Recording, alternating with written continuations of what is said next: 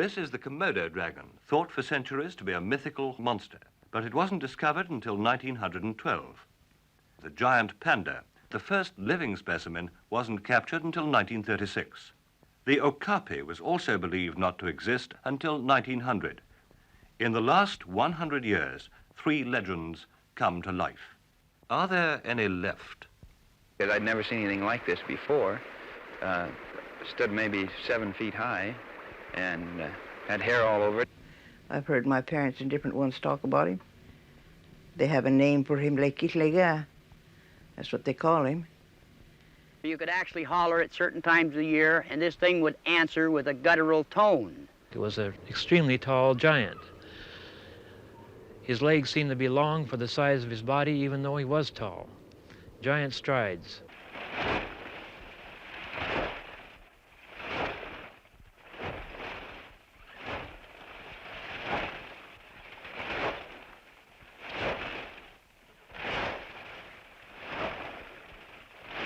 Abominable snowmen. Abominable snowmen, as far as we in the Western world are concerned, live in the Himalayas.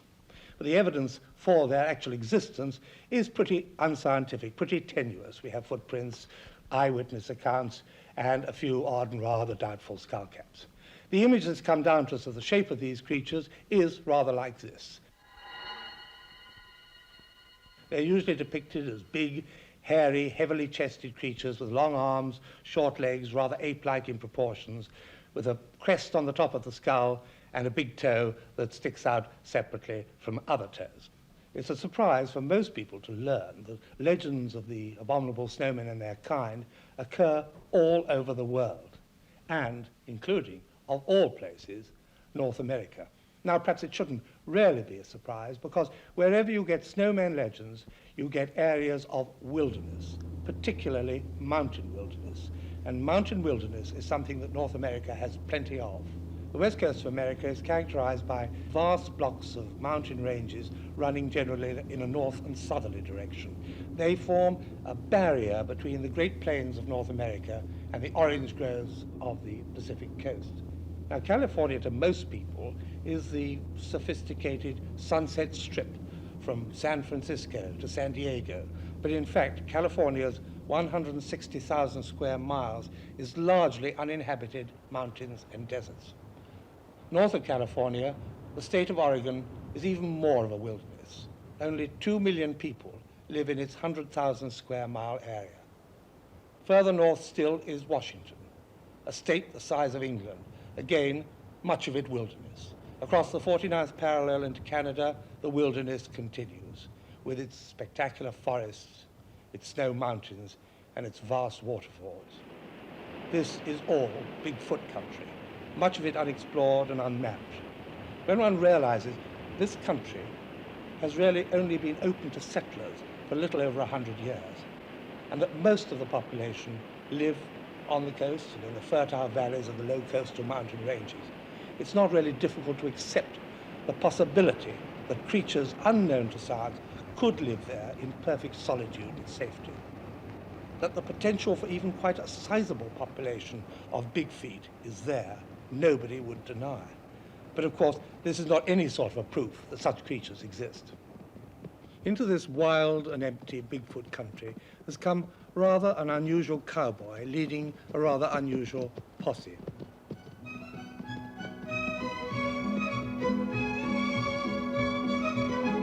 His name is Roger Patterson, and for 8 years he has led similar posses into the wilderness in search not of rustlers or bad men, but on the trail of the Bigfoot.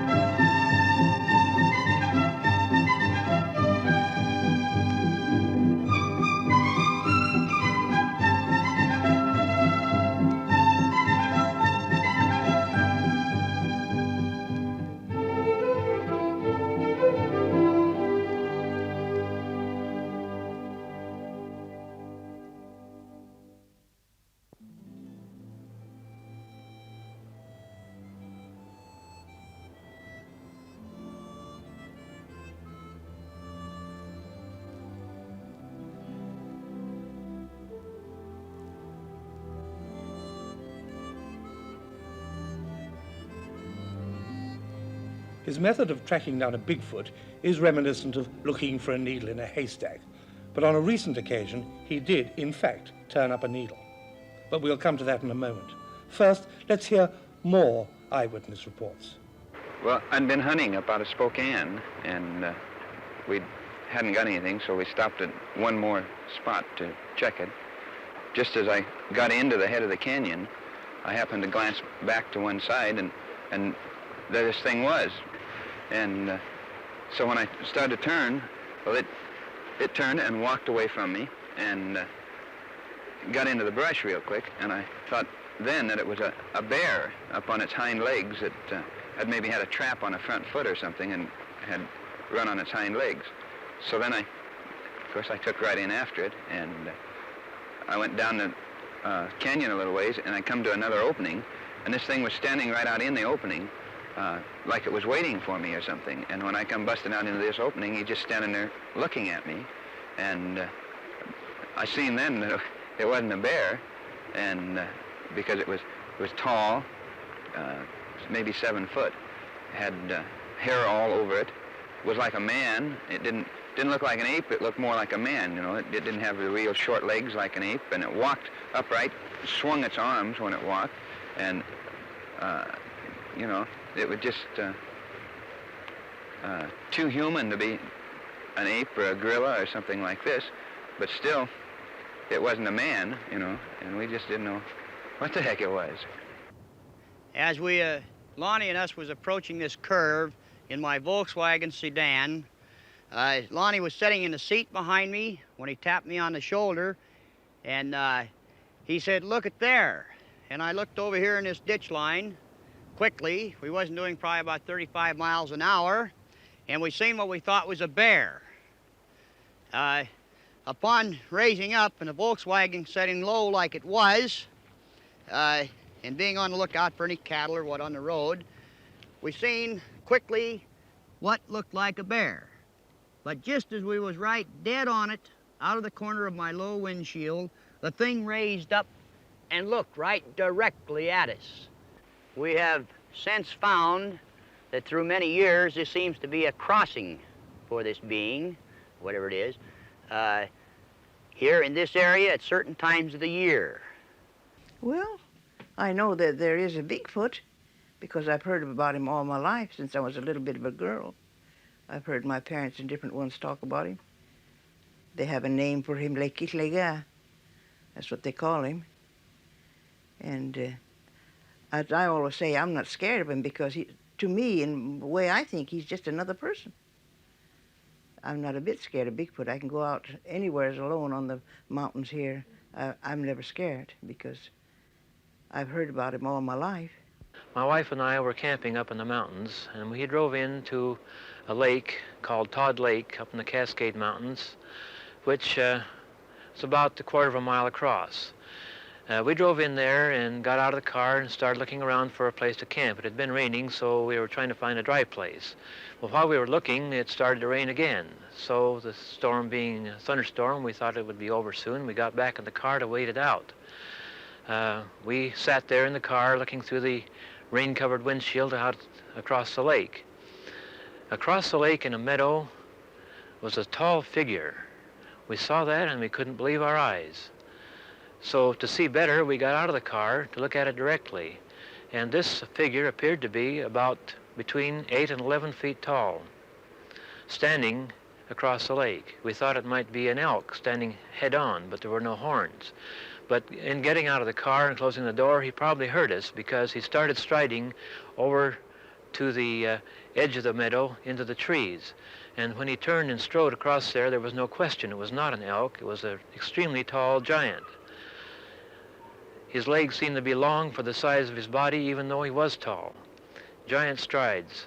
As soon as he reached the edge of the clearing into the trees, we were just petrified because we thought he might circle around and come over toward us.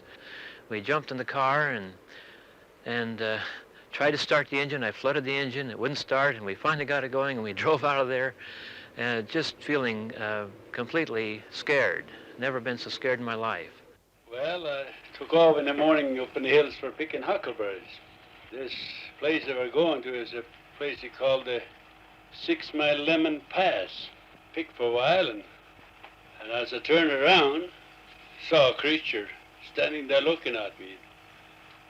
I thought at first it was a grizzly or a bear, but then I looked a little closer and I found out that it looked more like a human being. I'd say between 7 and 9 feet tall, probably weighing 500 or 600 pounds. It had nails on its fingers, and the hair on it is kind of a steel grayish color. So when he stood there and looked at me, I didn't tarry too long. I took off in a hurry down to the car, and well, that's the last I saw of him. Now back to Patterson. A few months ago in Washington, D.C., I was called in to examine and make a report on a film of the Bigfoot. But let Roger Patterson himself approach you with his story and his film.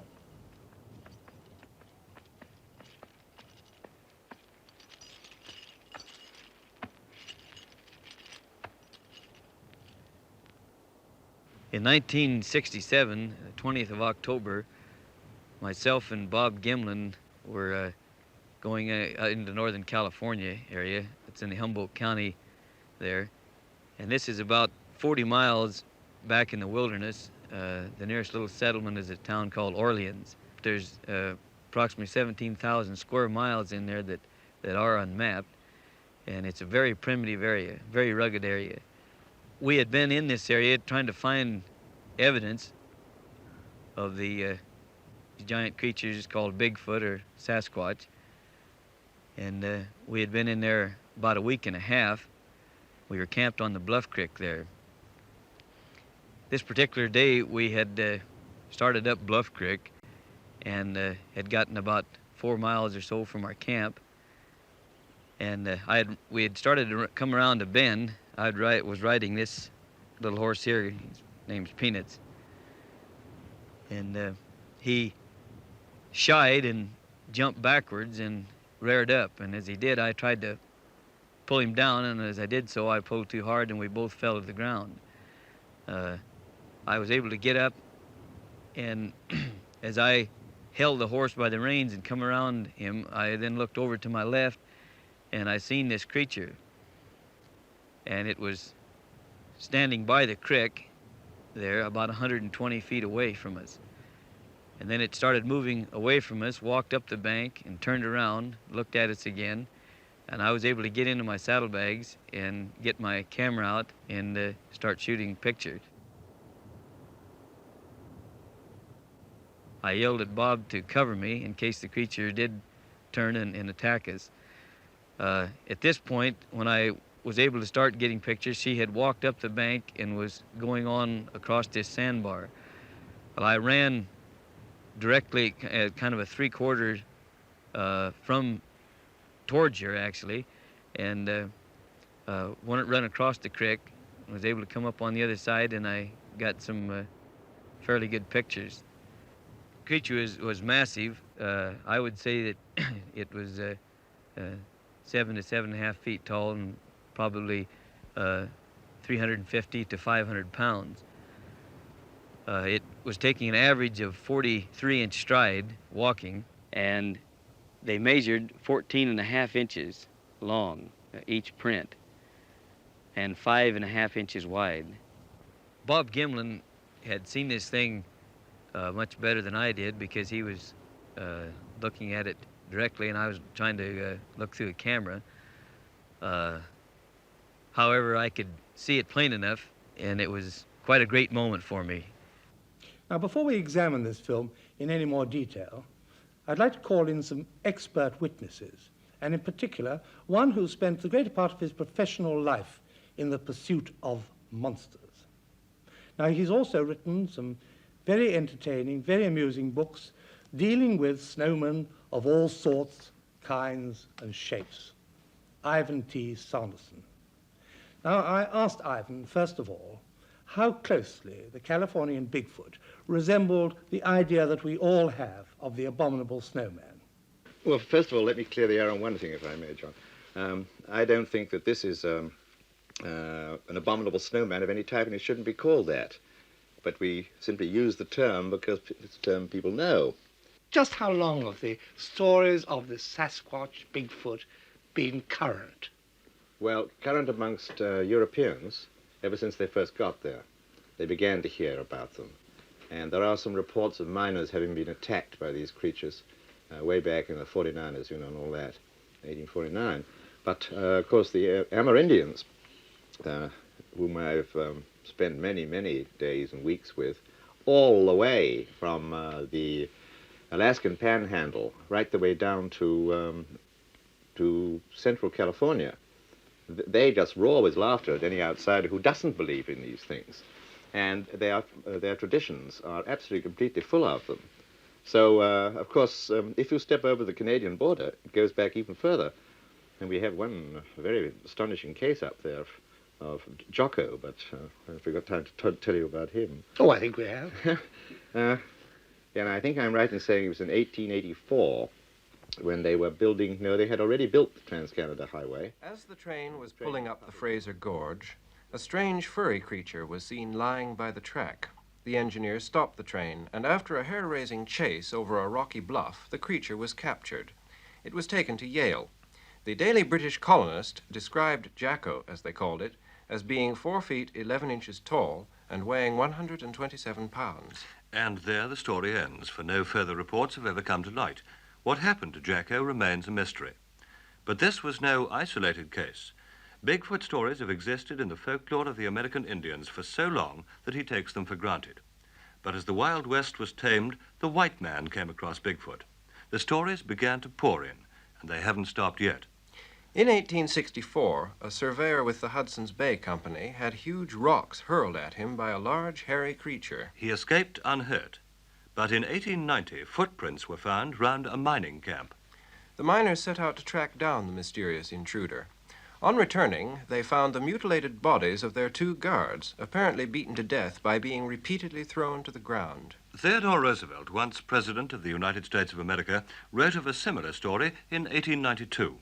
A young trapper friend of Teddy's returned to camp after a day's hunting, only to find his partner killed and big footprints around the body. But Bigfoot isn't always reported to be a killer. In 1961, Albert Ostman, a prospector in British Columbia, claims to have been kidnapped by a whole family of Bigfoot. He says that they appeared to be human-like, and they communicated with a strange grunting kind of language. They didn't harm him. Ostman claimed that he was fed with roots and berries, and this is substantiated by similar reports. In 1901, Bigfoot was seen washing roots in a lake on Vancouver Island. He has also been seen digging for clams at night and eating berries from a bush. Stories like these were only small-time local news until October 1958. Gerald Crew, working for a logging company in Bluff Creek, California, found 16-inch long footprints all round his car. At first he thought it was a joke, but a journalist published his story in the local paper, and it started a whole flood of correspondence and news stories about Bigfoot that for the first time gained nationwide coverage. Well, now, we've got to make some kind of assumptions looking at this film without prejudging whether this film is all it purports to be. Let's just assume for the moment that the creature we're seeing is a real, valid, living creature. Now, here's a problem. This is in North America. Now, as far as I know, the earliest recording of man in North America is about 18,000 years ago. But quite clearly, this creature antedates that by a considerable amount. Now, Darwin stressed, and I think all evidence has proved subsequently, that man evolved in Africa. Now, Africa's an awful long way from North America. And I think the real problem we've got to face is how did early man get from Africa and perhaps from Asia into North America? Now, this is a real zoogeographical problem, and I think it's one we've got to try and answer. Well, let's start supposing, like we say down here in southern China, and go all the way on up to Siberia and then around over the top, over the Bering Straits and down to California on this side, you see. Yeah. We've had those land bridges across there on 4 separate occasions, I understand, is the most acceptable theory today. It is obvious to a geographer that warm-blooded animals could have migrated from Asia to North America within the last 1,000,000 years, for that matter, by way of two land bridges that existed between Asia and North America. These two were the Bering Straits area, which is now about 55 miles wide, separating Siberia and Alaska. The other is the Aleutian Island Ridge, which now contains a few islands with water up to 150 feet between them. But at the time that they were exposed, the ridge was above water and the islands stood up as mountains above the ridge. And this ridge connected the Kamchatka Peninsula of Siberia with southern Alaska. So these two land bridges existed where warm-blooded animals could migrate from Asia to North America. Now, the question probably comes to your mind is, well, this is a pretty formidable area now. Wouldn't it be awful uncomfortable for warm-blooded animals to migrate under those conditions? Well, this is a strange thing, but it's known to have happened. Actually, the currents, the broad surface currents we know in the oceans of the world today, like the Gulf Stream, which is a warm one, was strengthened considerably during those periods to a point that it did not confine itself to just the North Atlantic Ocean, but broke through a barrier into the Arctic Ocean. This, of course, made conditions along the northern edge of Alaska and Siberia very amicable, to a point that flowering plants grew and even some trees. Now, what I'm trying to put to you is the evolutionary possibilities. We know that man evolved in Africa, at least we believe this to be so. We also recognize at least 3 grades in the evolution of man towards modern man. First of all, you've got the Australopithecines from South Africa, and as far as we know, they didn't leave Africa. They were rather small people, very small, 4'6", 5 foot in height. Then we have the so-called pithecanthropids, their common names, Java man and Pekin man. They were very much bigger. And then we have a third grade, which really perhaps is not strictly a linear grade, but should be mentioned. This is rather a side branch, the Neanderthal man, who lived 30,000 years ago. Now, which of these 3 grades do you think would have crossed your Bering Strait and become an ancestor to the Bigfoot? Java man, Pekin man, that lot. We've got them way up north in Pekin man. But I'd like to add one more thing there. I don't know if you know the works of a very remarkable American by the name of Gladwin. His theory is, mind you only, that all stages of the hominid development from the time we split away from the other primates and were recognizable as such have come over to not the United States, but the Americas. Yeah. First of all, the little pygmy type, like Australopithecans, like Dr. Dart's things. He says the first layer was sort of small stature. And then the sort of man-sized type, which would be your Java man type. He said some of them got here, too. If one imagines what the early hominids could have been like that might have populated this hemisphere, let us say, as far back as 500,000 years ago, if we wanted to imagine this as a possibility, they would almost certainly not have resembled the reported Bigfoot creature. They would have been relatively small in stature, more or less 5 feet, give or take a little bit, females smaller than males. I'm not sure that their foot structure, in fact, would have been the foot structure that has been reported for this creature, which is, shall we say, ultra-human. Film is not scientific evidence. I don't think anybody would possibly agree to this, because we know the way films can be manipulated. What other than film is there in the way of evidence that would be accepted by a scientific community of these Bigfoot creatures?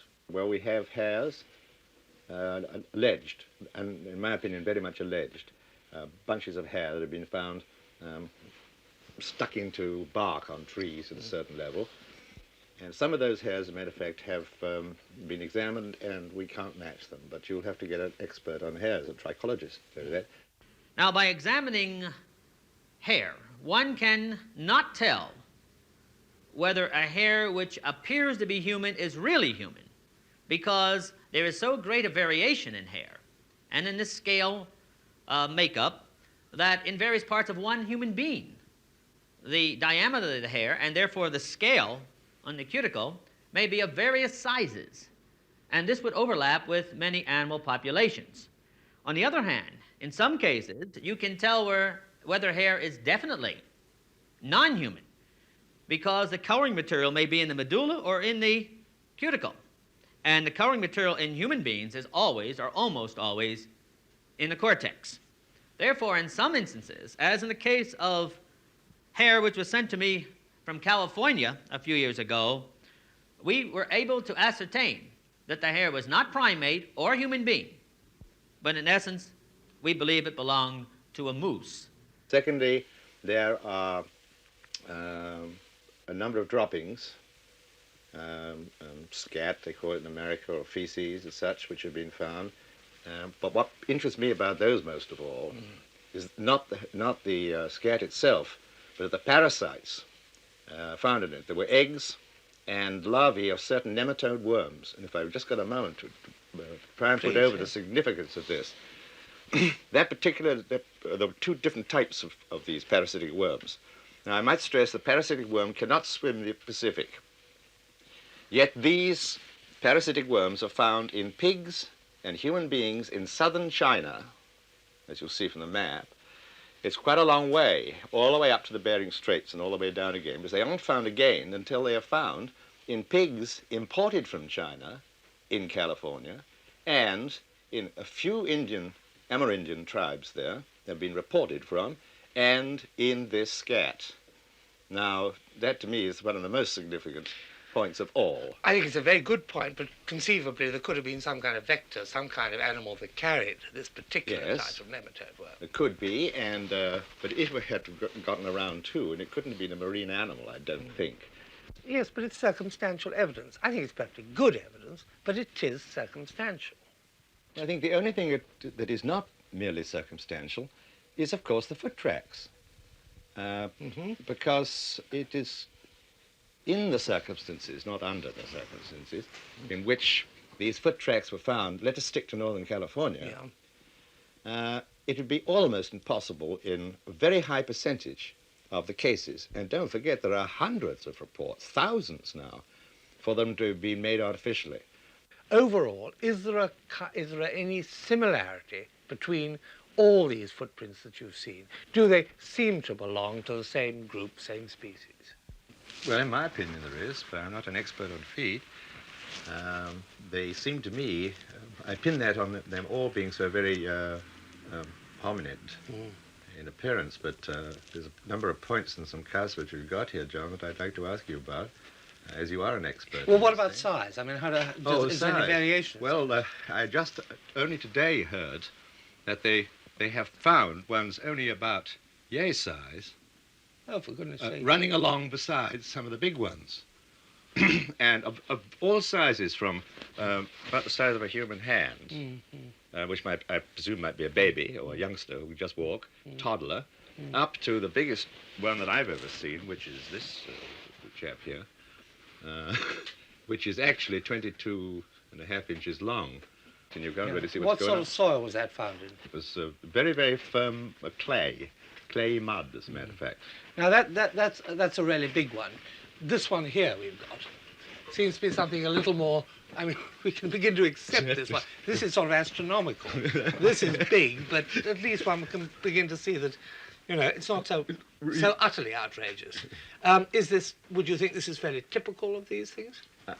This is the most typical to me, and that is why I made both the male and the female casts of it, because, and that's about standard size, standard chassis size. Well, this is what, 15, 16 Somewhere inches? around. Yep. Well, now, the thing that strikes me straight away is this must have been made in a fairly glutinous, fairly sticky surface, because you've got the impression of toes bent flexed like this, so that as this creature was striding forward, his toes were gripping into the ground, including the big toe, which is odd, because usually man keeps his big toe pretty stiff when he's unless he is in a particularly slippery situation. I may say that this was very sticky clay, and he was going up a slight incline.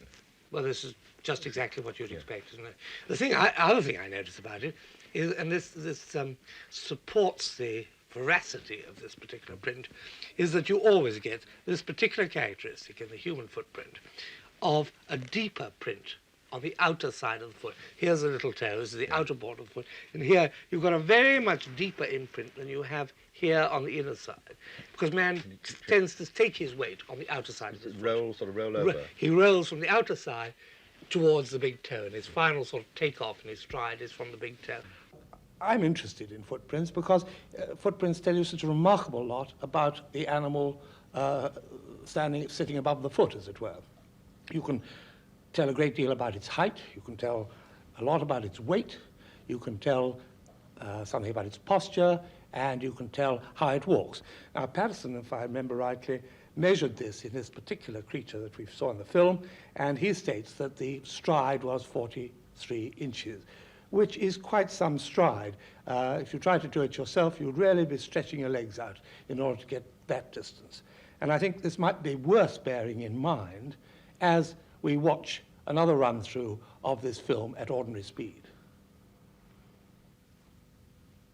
Two really extraordinary things about this walk is, first of all, its exaggerated nature. Now, it's a human walk, all right. That is, the individual components add up to the typical human walking, striding, as we call it, gait. But the way it is performed is unnatural. And it's very, very difficult to see why, but we'll return to that in a moment. The second point is that this creature is walking like a man, not like a woman. There's quite distinct differences between the gait of men and women, and this is a typical male gait, particularly in the extension of the stretching of the hip during the last part of the stride when it's behind the body. Now, this exaggerated gait, why are those arms swinging in such an outrageous way? It seems to me that the answer lies in the fact that this creature is taking an unnaturally big stride. Perhaps he is trying to span as much distance as he can. After all, 43 inches, as we said just now, is a big stride. And it would require an effort to stride that distance. Now, if the relationship between arm swinging and stride is rather interesting, and I'd like to demonstrate this to you. I can best demonstrate it on myself. If you keep your arms down by your side and stride with my left leg in this case, well forward like that, an unnatural big stride for me, you'll notice my leg is forward, but my face and my body are facing this way, almost at right angles. Now, to correct this, and this is part of the normal walk, the opposite arm swings forward, the right arm swings forward as the left leg goes forward. This corrects the twist on the body, so now I'm facing in the direction in which I am going. So this is the normal procedure. But I want you to notice in a very, very slowed up version of this film just how exaggerated this arm swing is. And I think it relates to the big effort this creature is putting into making a big stride out of his walk. Another rather exaggerated element of the walk is the way this creature seems to lift his foot at each step. We lift our feet to clear the ground, obviously, but this seems a little exaggerated, rather like a man walking through thick mud or through a stream or something of that sort. Now, turning from the walking part to the shape of the animal itself, you'll notice it's got very, very heavy shoulders and neck, massive neck muscles, a big head, strong shoulders, and it tends to taper away towards not so little legs, they're good size, but they certainly, seems to be disproportionately bigger upper part. Now, this means that the center of gravity of this animal must be fairly high, somewhere in the middle of the spine, about this level, whereas man's center of gravity is right down in his pelvis. He's more balanced around this point in the mid-pelvis. This is associated with man's particular walk. If you had a center of gravity higher, as would appear from this picture to be so, then you would expect the walk to be quite different, not a stride, but more of a waddle. Now, one or two other characters I think that are of interest. First of all, you see the creature has buttocks. Now, this is a human character.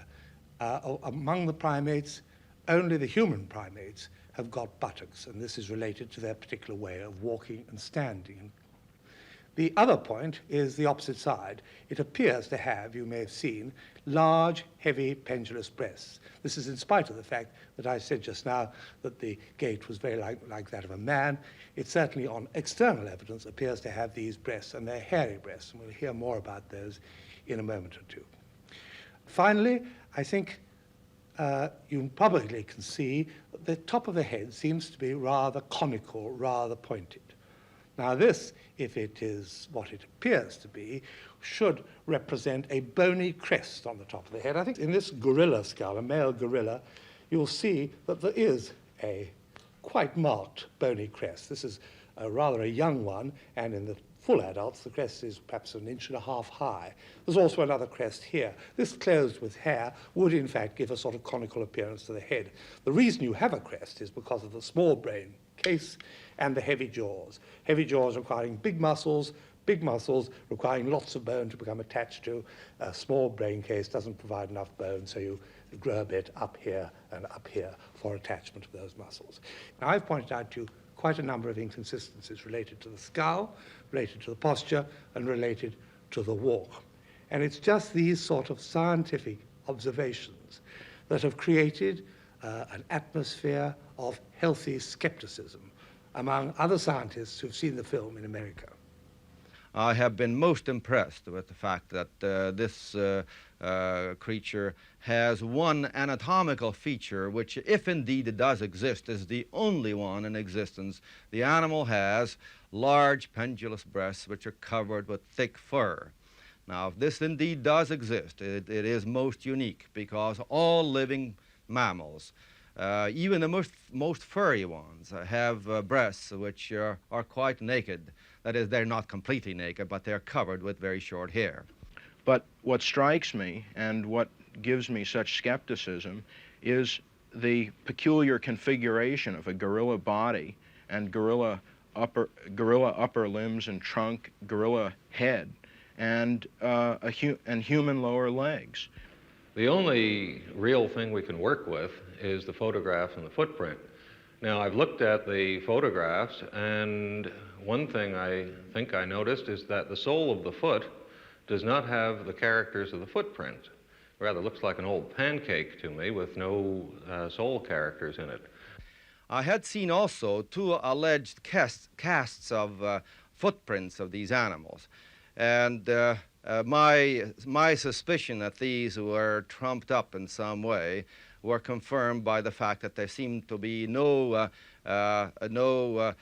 distribution of weight in such a way which would indicate that the animal had in fact walked and used its foot. In the case of animals, the okapi, the giant panda, or the gorilla, these animals were found only 20 or 30 years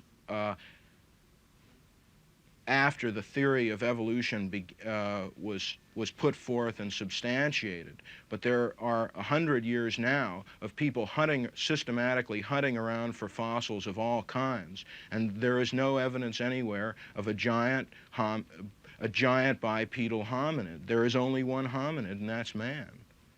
It is possible that such a creature exists. It is highly improbable that it does. I may be speaking to you from the moon today, but this is highly improbable by 2 hours from now. And if you brought a whole series of photographs in to me of animals that I had never seen before, I cannot say that those animals don't exist, but I can indicate that it is highly improbable that there are 12-legged horses running around in some relatively unexplored areas. So we work on probability bases in science and possibility basis, and I think the possibility of a large primate living in an area with relatively little primate food with an extremely severe winter is highly improbable and unlikely. What we've seen is certainly not acceptable as scientific evidence. Indeed, some of you may already be feeling that you've been looking at rather a splendid hoax, and that the actor is really a bit of a ham. Yet, talking to Roger Patterson, as I have done, it's very hard not to believe in him. It's also hard to entirely dismiss this film based on its rather unpromising face value. We've seen the film, and therefore we've only got the impression, the visual impression of this creature. You and Bob Gimlin were there, so you had the chance of absorbing other sort of sensory impressions, such as sound or smell. Now, is there anything you can tell us about it which we cannot appreciate from the film? We did detect a definite smell once that we had crossed the creek and got to the place where this creature had been. There was a strong, musky smell, a little hard for me to describe. It seemed somewhat like a dog that maybe had rolled in something dead and got into water afterwards, and this whole thing turned into a rather unpleasant odor. Roger Patterson, do you believe what you saw? Or do you think you could possibly have been the victim of a hoax? I don't believe that there was any possibility that this was a hoax. The creature, to both of us, appeared very natural. The muscle movement to us that it was much plainer, I think, than what it shows in the film. Indicated that it wasn't anything made up. This area is back in about 40 miles in from the nearest settlement, and it's in a very rugged terrain. For somebody to have been at the right place or know where we was going, because we didn't have anything planned, we were going in different directions, would have been extremely unlikely. It was hunting season up in that area at this time, and I doubt if anybody would be up there roaming around in something like this just for the fun of it. A risk, in other words. It'd be a tremendous risk for somebody because some people will shoot anything that looks like this. Well, our impression of you is the impression that we've got from the film, and there you are riding in a very sort of elegant style through the forest. Now, is this your normal habitat? Is this what you normally do? In the last few years has been practically all that I have been doing. I have a small horse ranch in Washington State, up out of Yakima, Washington, that I breed quarter horses, and also have some Australian dogs there that I breed. And this has been partly how some of my income has come in, and it kept me going on this thing. What are your plans for the future? We have an expedition that we're forming right now to go into the area, into that Northern California area, and also into other parts of the Northwest. And our ultimate goal is to capture one of these creatures alive and unharmed. We're also, of course, hoping to get pictures and find more tracks and find where these things exist the most. I've brought back pictures of this creature. I've brought back tape recordings of many, many people that have seen these things throughout the Northwest. It doesn't seem to, it hasn't done the job of proving it, and I didn't think it would. Now we have to capture one and prove this, and I might say that if it takes me the rest of my life, I'm going to do it. We shall have to wait and see whether Patterson does succeed in producing a real live Bigfoot. Of course, his job is not so easy now. As it is with all mythical creatures, the legends are often exploited in special ways for special purposes. For instance, in Willow Creek area, it has been suggested that the shrewd mining operators have created footprints of Bigfoot in order to frighten off the petty pilferers, particularly the Indians, who are believing in this case in their own legends. Now, these sort of instances tend to produce rather skeptical witnesses. Well, the only tracks that I've seen that were supposed to be Bigfoot tracks, I've actually seen them being made. Somebody was wearing plastic feet and was making the tracks. The commercial interests in Humboldt County, where Patterson filmed his creatures, haven't been slow to exploit such myths and legends as do exist. Here at Willow Creek, Bigfoot is big business. Indeed, each year, footprints painted on these sidewalks announce the forthcoming Bigfoot Days, spelt, incidentally, D-A-Z-E.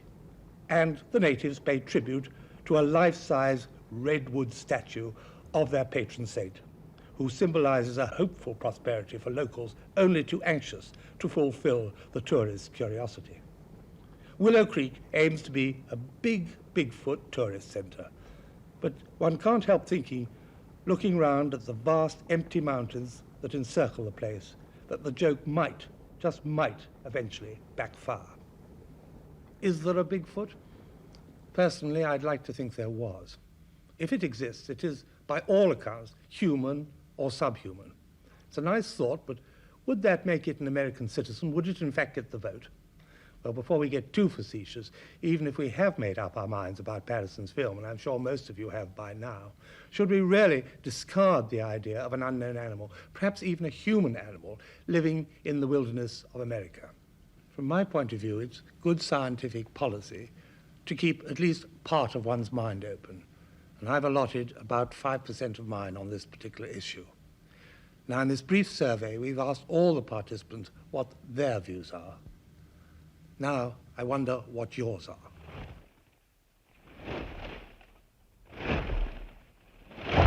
Well, I truly believe that there is such a creature. No, considering the evidence that we have and the lack of evidence about bony parts, I do not believe in the Californian Bigfoot.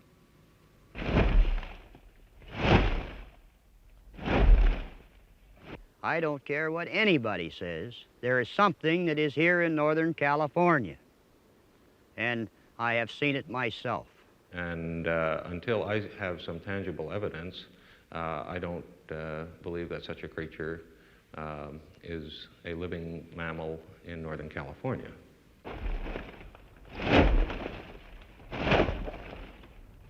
I don't ask other people to believe it because I know it sounds fantastic, but I do because I saw it.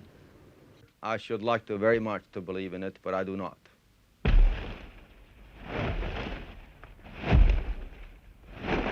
I'm firmly of a belief that he does exist and that he is a subhuman creature. I would regard this as some kind of other mammal or as some kind of hoax, and at the moment I'm more inclined to believe that it's a hoax than it is some other unknown mammal.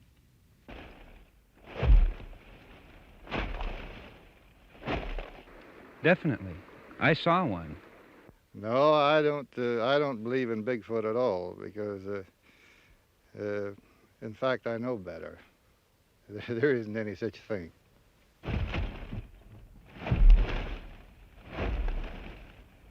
Frankly, I just think the answer is yes. I don't believe in ghosts, but I'd be scared to death if I saw one.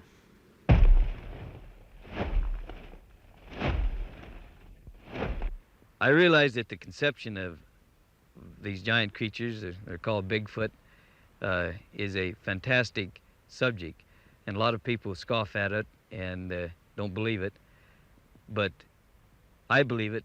I'm convinced that these creatures exist, and I'm going to prove it if it takes me the rest of my life.